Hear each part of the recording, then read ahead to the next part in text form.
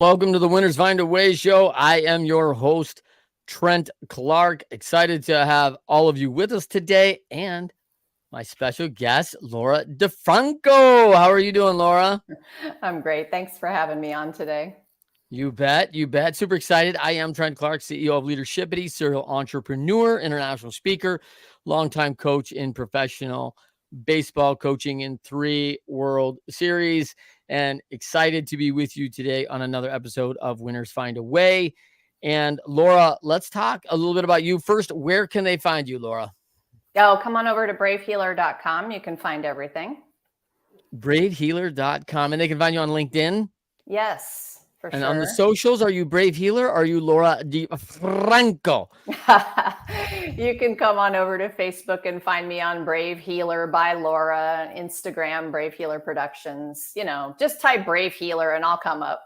There you go. Boom. Love it. All right. Just find Brave Healer. You're there. You got it. So, Laura, so you're a San Francisco native, born and raised, and came out ultimately after physical therapy school to hit the East Coast, overrun Bethesda, Maryland, living in the DC area. You are a brave woman. You must be a brave healer, because if you want to be in DC, it feels rough out there right now.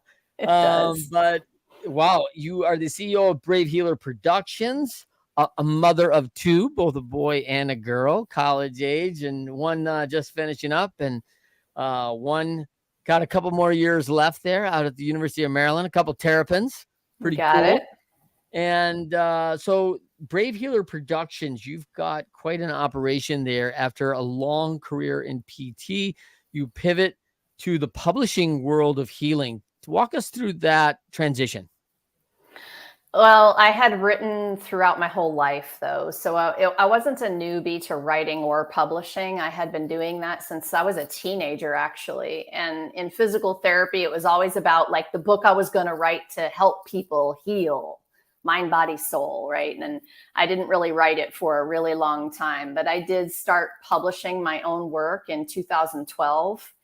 And that started when my son and I decided to do a Taekwondo class together and ended up earning our black belts 6 years later alongside each other. And I just kept writing after that. I blogged for my work. I wrote more books, and I started teaching people what to do with their publishing. And when I realized I knew a thing or two and started to do that, and we've got a whole nother story, COVID story that happened with our expert collaborations, but I'll save that for another minute or two. Yeah. I was going to say, most people probably don't look at you as the brave healer, physical therapist, and go, yes, 3rd degree black belt. Of course, I'm, into some heavy martial arts, right? And what a cool thing to do with both you and your son. What a fun event to kind of go through together. It was incredible. I will forever be grateful for the 6 years I trained alongside him and for the experiences we had. Heck, I wrote a whole book about it. It was a big deal. And I journaled all through those 6 years about my experiences as a mom, as a healer, as a business owner, as a martial artist. And at the end of that time, when, I told you I always said I would write a book, I kind of looked in my journals and I thought, whoa, here it is. Like, I've already written this book. I just need to pull it out and figure out what I want to tell the world about this journey. But being able to do it with your kid, that was a gift, a big gift. It was profound. Yeah. And you were very, you enjoyed physical therapy, healing, helping people. That was a passion for you coming out of school. And, anyone who goes to physical therapy school knows this is like a 7-8 year journey to start working. Right. And so it's like, whoa, you must really love school. And so the education, and you're committed to this for a long time, but, talk to me about what comes to mind to you when I say healer and what that means. And tell me why you find more purpose today in this than even your physical therapy work.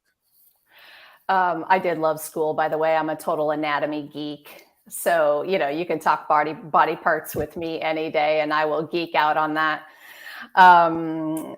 healers don't like to call themselves healers, just in terms of that part of your question. They know, authentic healers know they don't fix people. They know that they facilitate a process. And so we are good teachers. We are good facilitators. I'm a healer because I can help you connect with your own awareness and your own magic and your own inner wisdom, right? And so when I married what I did in the healing realm with what I was doing in the writing realm, I started to light up more than I ever did in that career. And you're right, I loved what I did. I would tell people every day, I love what I do. I love helping people. But now I brought this writing stuff, which I loved, and this teaching people about themselves and how to heal themselves. And I brought it together, and I thought, whoa, okay, it only took me, I won't tell you how many years to figure out my true purpose in the world. But seriously, I have never been more inside of my purpose with the mesh up of these things together. So I like to help my professional colleagues share their messages in a way that you get it, right? Because we're in the holistic realm. We're in the alternative realm. We want people to understand what's possible. And sometimes I feel like I'm a translator for some of that alternative language. There's more scientific research out there, body-mind research out there now, brain science research. It's getting people excited and interested in it. And now I feel like I can write some stuff and people will pay attention. Yeah. I think that let's talk about, I love the idea of facilitating, right? As a longtime coach, I never thought, maybe that's my next book is facilitating greatness, right? I was always called a dream maker because people in pro athletes, pro sports, like we're dreaming about being a pro athlete since we're like little kids, right? And we run around our backyard and we're like, hey, here it is, 4th down and 4 from the 4-yard line, and Clark goes in for the touchdown, Super Bowl win, right? And we're just reenacting this chance to be in that kind of stage. And so it was a real paradigm shift for me when, my first time I went to the World Series, I was 25 years old, and I'm sitting in the living in the dream. I'm actually watching it play out for 50 young men, and maybe not so young, and we were just like watching it play out. Like, this is what you've always been dreaming about. And there's so few people, I find, Laura, who actually get to live the dream, right? And really jump into it. And yet, there's a lot of people that, hey, my dream is to study science at a major university. My dream is to raise these 3 children, and my dream is to do this. And like, that is their dream, and they are doing it. So I don't want to say it never happens, but I feel like it's more rare than ever. And I've never thought of myself as a healer. I can't do anything for anybody, right? Like, they got to go do it. Like, I can't hit the ball for you. You got to go do it. But we're always facilitating process of the best way to do it. And we're still doing that today on the entrepreneurial level, right? With Leadershipity, we're helping leaders and owners be sustainable through a facilitated process. And so walk me through how, like, did you really translate that over from the therapy world of like, there's clear process of how we do that, and that you can't physically rehabilitate, you can't do the rehab and go, hey, if you do all my exercise, my rotator cuff will get better, right? Like, you do it and I'll feel better, right? So walk me through how that you really found that shift there. I mean, for me, it was always holistic. It was always, what I didn't like is that they would come and they would say, well, I've got this low back pain and I want you to fix my low back. Yeah. And so I would take a step back and I would start to talk to people about the whole big picture. First of all, your whole entire body, but also your mind. And if I was the PT who forgot to ask them, hey, how's your life going right now? If I missed that they had had a loss in the family or a job shift or, one of the million things that can happen in your life, and I didn't really know about the stress, or the anxiety or the fear or the stuff that was coming up, I, as a practitioner, was missing a big part of the boat. So I love that you're talking about athletes too, because if, as a coach, if you don't know the athlete, if all you're ever doing is saying, hey, let's be better physically, and you're not talking about the mental aspect, you don't know what's going on in their life. It's the same exact picture here. So to be the best coach, you have to be holistic. You have to know the big picture of the people that you're working with. And so now in publishing, same thing. Like, I want to be a publisher who is known for the fact that the foundation of what we do is, I know this is a healing journey for you to write your story, maybe for the first time ever, and then hit publish and know that somebody more than your mom and your BFF are going to read it. You know, like, that's a process. It's an evolution. Yeah. It's a self-development journey. So yeah, I love this topic.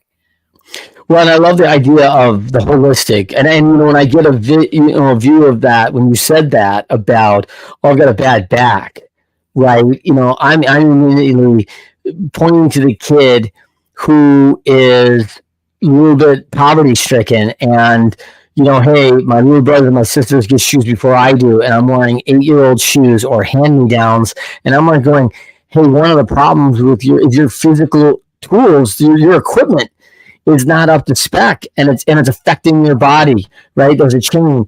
Or the mental side of, my parents are going through a divorce and my back hurts. Meaning, there are a lot of things, right? Not only the mental stress, but probably not sleeping well.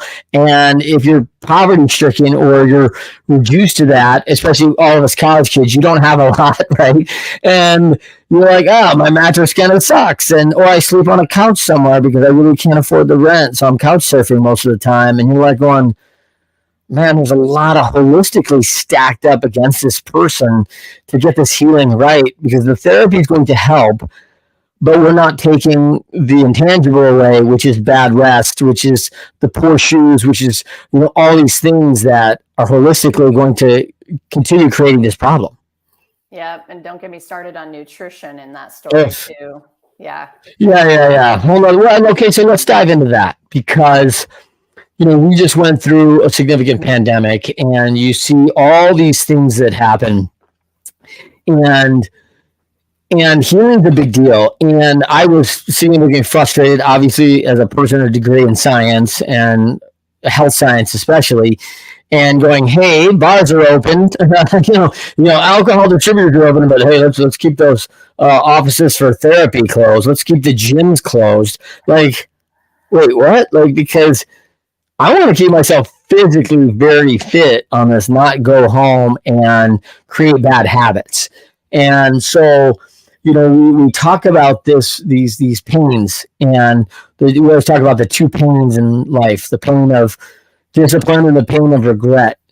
And the pain of discipline is typically acute. It is painful, right? I have to do things I don't really want to do, but they're good for me. They're good for the people around me. I have to put my head down and get them done. And meet my schedule, meet my deadlines, but that's acute, right? Just like a hard workout. I'm sore, but you and I go climb a mountain, and we haven't done that for a couple of months. That's a tough hike. And the next day, our calves are sore. You know, we're sore on our glutes, backs are a little tight, and you're like, oh, man, that was a good workout. Like, we know we did something good for ourselves. It hurts a little bit, and in 3 days, we're going to be fine, right? But this regret pain is chronic, and it just doesn't go away, and it feeds addiction, because substances take our pain away for a short time, right? And so my assumption is like addiction is on a major rise after a pandemic where people got locked down and they're, you know, doing stuff. I heard a funny meme saying, you know, hey, my monthly alcohol budget I just spent this week. That was a funny meme during, you know, COVID. Hold on, someone better get an eye on this person, because these are pretty bad habits. And so we can start this cycle pretty easily, and we're not being around socially who the people who lift us up, who create that value for us in our lives.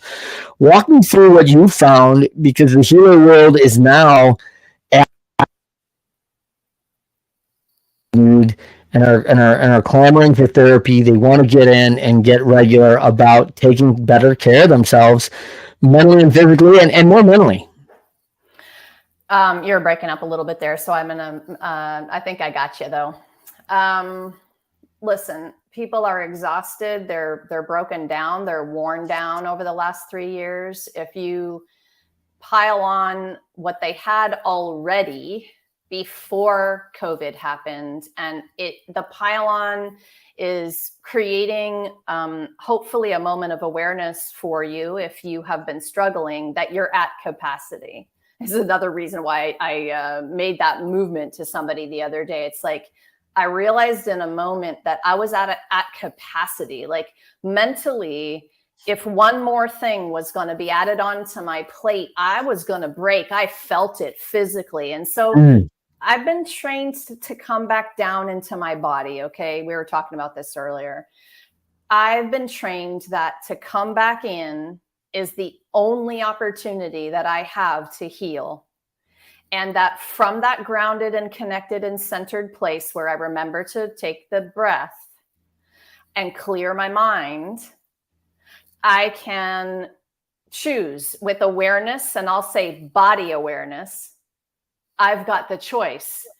But if I've already been tilting the bottle back, or if I've already taken the pill, or if I just got to capacity, didn't practice any awareness and just trying to numb it up, that's where we're going to get into trouble really, really fast. And a lot of people have been getting into some big trouble with the pile on. I call it the pile on. If that's what it feels like to me, because enough things pile on you, pretty much you can't breathe after a while. Right. So I want to bring people back into their body and back into their breath.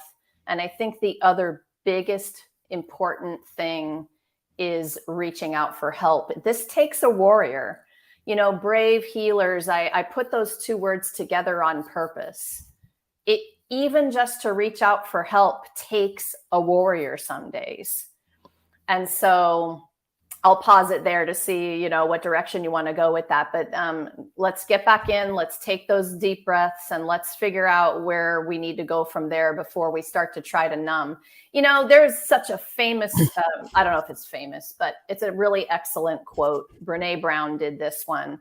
If you numb the pain, you also numb your joy. So every time I think about wanting to have the glass of wine because I'm having a crappy day, I just pause myself, and maybe I'll go for a walk, or maybe I'll put on the music, or maybe I'll call my friend, or maybe I will journal. That's a big one for me. I love that. I love that. I mean, I think Brene Brown, pretty locked in. She's pretty good, right? Good. I love that. And so a couple things that you brought up that I really love. One is the courage to ask for help. I think that's really important. If you're going to be brave, you're going to be a warrior, that takes some courage. And I think that's a big deal for people out there. Two is I find that modern medicine wants to press on a pill for everything, right? And a fix instead of that healing, instead of that internal body. You and I both know, as people of science and going through university, that the body is an amazing contraption, right? I mean, it's so, fearfully and wonderfully made, right? It's this impossible thing that heals from the inside all the time. And I want you to speak to, you have a big shift that you talk about in your work from mindful to bodyful. And I'd never heard that term before. And bodyful, I mean, that's just like, whoa, everyone, I'm going to be mindful. Okay. Like, bodyful, walk us through that a little bit, how that shift happened. Well, that's a little bit what I'm saying in terms of body awareness, but I don't want my mind to be any more full than it already is. And, most leaders in the world are overthinkers. They are thinkers. They're creative thinkers. They're amazing, right? But they kind of forgot that there's anything below here. And we walk around with the thoughts, and we walk around up here, literally up here all day long. And to be giving yourself permission to feel means that you have to drop down. You have to notice how your core feels. You have to notice the breath coming into your body and back out. You have to notice that you feel anything, because if it's only the thoughts you're observing, you kind of forgot a big piece. So that's the anchor for me. I want to come back in. I want to ground there. I want that place to be the place I show up in the world from, because I can feel and see and sense and respond so much better from that place than I can if I just stay up here in this overthinking mind that's making every little thing mean extra stuff. And I'm adding baggage to my mental baggage up there. Right. And I'm really sort of spinning that out of reality, when really, like, what's happening right here, right now? You know, probably 99% of the things I'm making up in here are not really a problem right this second. Right this second, I'm having a pretty good time talking to you, and I'm in this nice warm house. And, you know, so you got to come back in, and you got to come back into the present moment, in your body, in your seat. And remember, you have feet. Come on down, literally. Yeah, I think that's really powerful. I mean, for me, you know, obviously being a strength and conditioning guy a long time, the body was so important. And we were, for I think a lot of years, we were very focused on physical health. Get your physical health right. I mean, we say that we're focused, we're still leading obesity, right? of all counts. So we're not actually doing it necessarily, but we are learning what we need to do. And then I need to get mindful. I need to be thoughtful to that. And then there's this moral conditioning that I think is probably dropped on a lower scale that we've kind of lost. And, you know, when you think about the bodyful, and you described the mind and so much up top of our thinker, and you know, I could never be named as an overthinker, you know, I could never be me, you know. So when I thought about that, I was probably 12 or 15 years old, in that range. And I remember seeing something in like a Time magazine of how the human body will adapt over time. And it was these little bodies and these big heads, because we're going to be so intelligent. We're going to have all this knowledge, you know. It was like a depiction of how we'll morph over our timeline. And I just thought it was so funny. Like, we're going to be like, you look like little aliens, right? Because it was like these huge massive heads and like this tiny little body. And yeah, and I felt like, I don't think that's really happening. And we now know how tied those two are, right? The heart and mind are tied together, and you got to take care of one with both. And the heart leads the way, which is central to the body, right? It starts everything in the body, from the blood system on up. So I want to talk a little bit about when we talk on the show, we talk about winners when shown data that they are losing, find a way to win. You've been through a significant challenge with a daughter who was abused. There was charges involved, and putting that person in jail behind that. And man, there's just a lot going on there from a physical, mental, moral health standpoint, holistically. And you've talked about it before in your writings and your work of the ninja mindset, you know, maneuver, the moves, right? Talk to me about how that has been holistically applied in these real challenges that you faced. Yeah, the ninja moves of mindset. I like to call them that. I'll back up for a minute and give you a piece of anatomy that I think is really important, even for the mindset talk. But you've got a connective tissue system inside of you that is 3-dimensional from head to toe. It's your fascial system.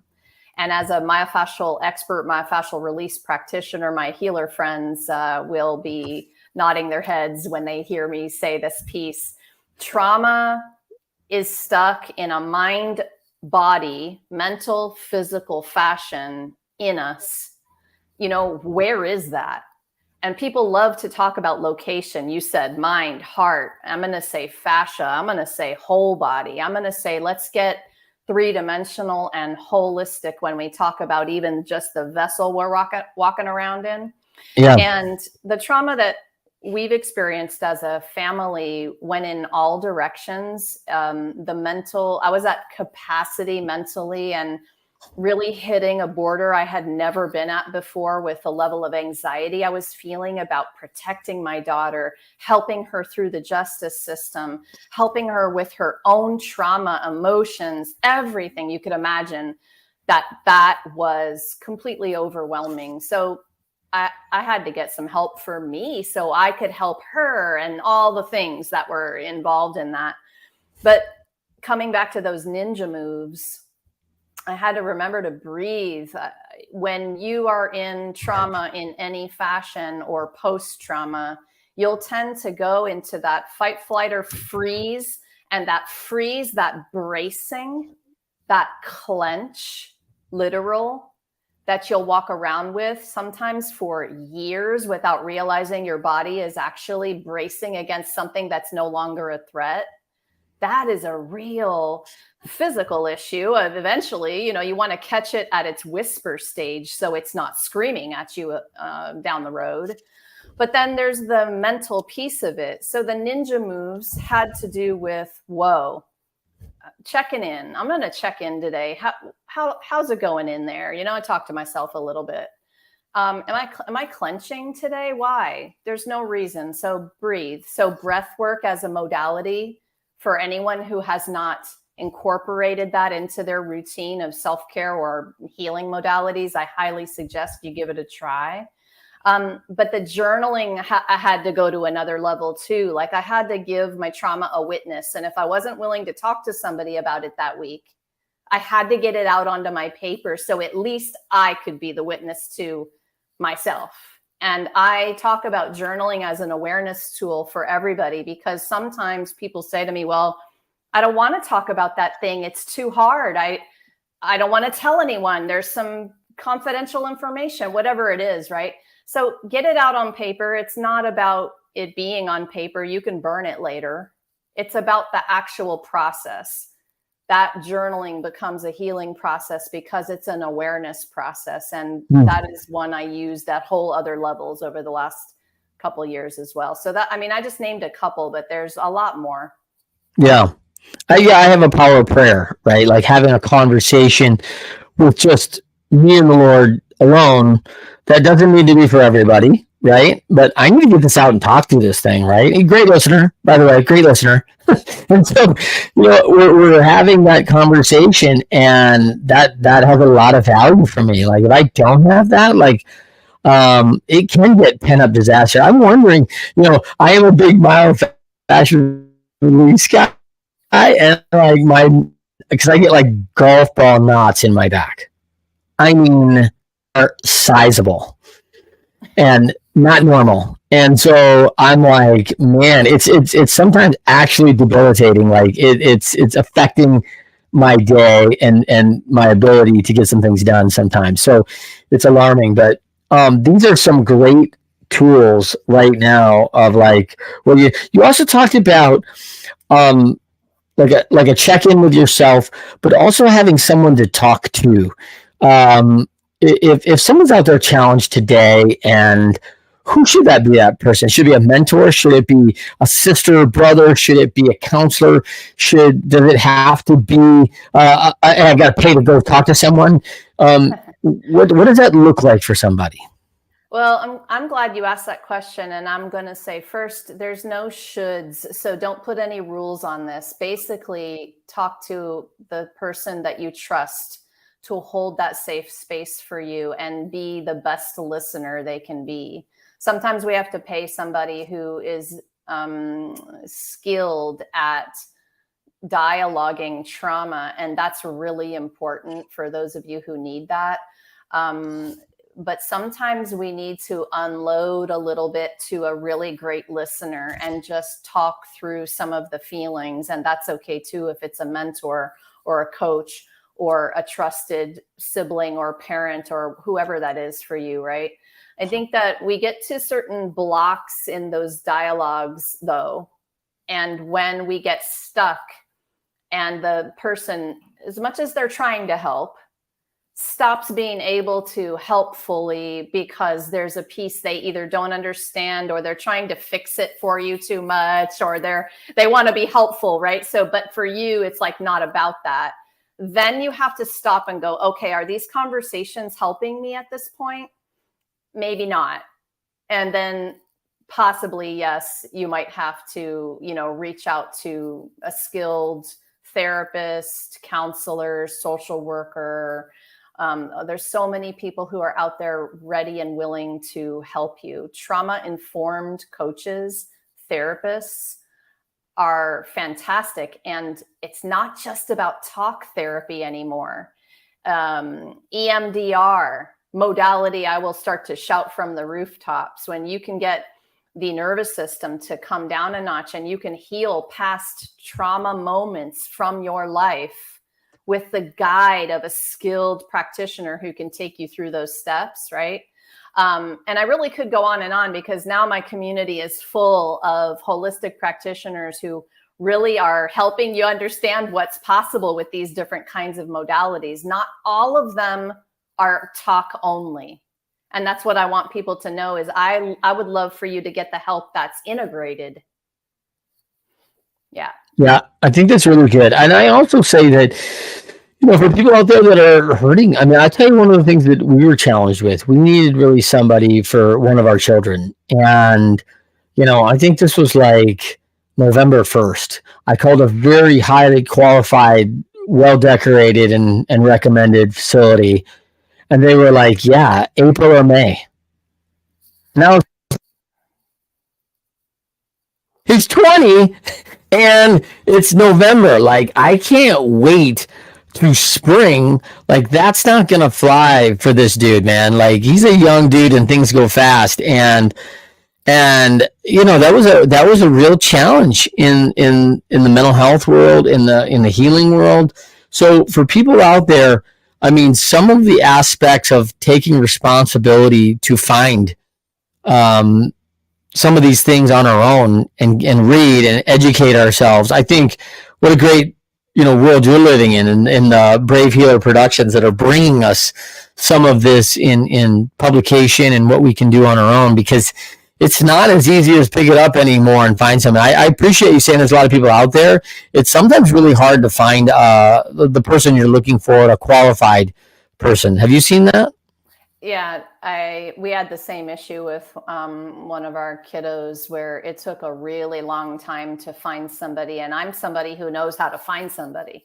Right. So I was asking questions, I was interviewing, and sometimes I will just help people by saying, hey, do you want to have a chat about what the right questions are to ask? Because sometimes you go out there as an advocate, especially as a parent, and you're not even sure how to find the right kind of person. But also it takes time and effort, and you got to be on the phone and you have to interview these people and you have to know where to look and you have to keep asking. So don't give up. Keep asking, because they are out there, and our community is 1,000 healers strong at this point. They're all over the place, but you do have to know the right questions to ask. You have to understand the problem a little bit to have that conversation. But even then, and even my therapist friends will say to you, you do have to find the right match too. Yeah. And you can talk to someone and it might not work out. And great therapists know that, and there's no pressure. And they will say, hey, well, I'll refer you to a colleague or whatever. It's a referral world in terms of these services. So keep asking for referrals, and then get with people who can talk to you about the right questions to ask. That's awesome. All right, Laura DeFranco. Laura, tell them where they can find you again. All right, come on over to bravehealer.com. I'm super happy to talk to anyone who's ready to get their message in the world in a bigger way. Thank you, Trent. I love that invite. Come on over. Just come on over. Like, yeah. Come on over. Good wave. So, all right, for everybody else, thank you for joining us on the Winter Side of Wade Show. Again, we're on every Friday, 12:30 Eastern, 9:30 a.m. Pacific. on LinkedIn Live, Facebook Live, and the Leadershipity YouTube channel. So check us out there and all your major podcasting networks. You can find us, download us, share us, like us, bring us a little comment. We love it. Everyone that's positive. I'm just kidding. And then we will see you next time on the Winners Find a Way show.